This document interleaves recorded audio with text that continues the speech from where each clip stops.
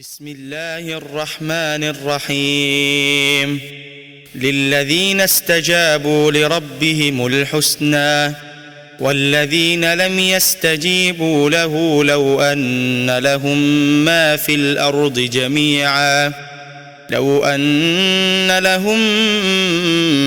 الأرض جميعا ومثله معه لافتدوا به أولئك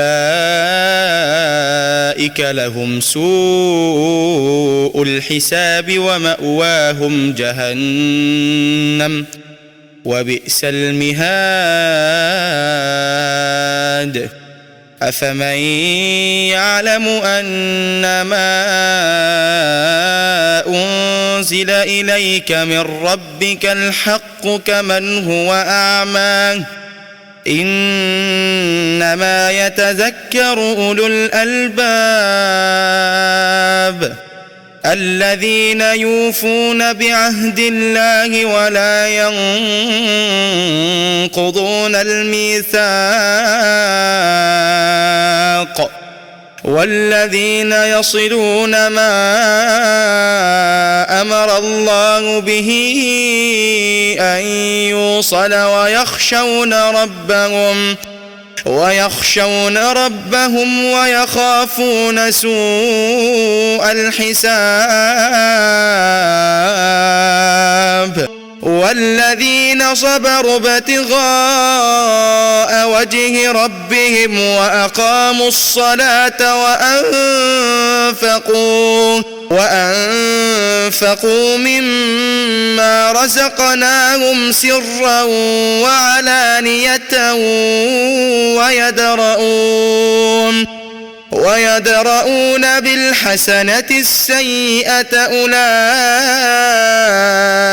لهم عقبى الدار جنات عدن يدخلونها ومن صلح من آبائهم وأزواجهم وذرياتهم والملائكة يدخلون عليهم من كل باب سلام عليكم بما صبرتم فنعم عقبى الدار. والذين ينقضون عهد الله من بعد ميثاقه ويقطعون ما أمر الله به أن يوصل ويفسدون في الأرض أولئك لهم اللعنة ولهم سوء الدار. الله يبسط الرزق لمن يشاء ويقدر وفرحوا بالحياة الدنيا وما الحياة الدنيا في الآخرة إلا متاع. ويقول الذين كفروا لولا أنزل عليه آية من ربه قل إن الله يضل من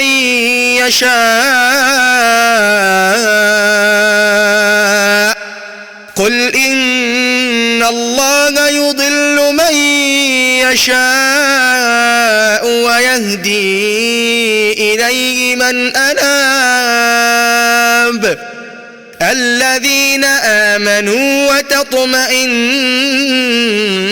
قلوبهم بذكر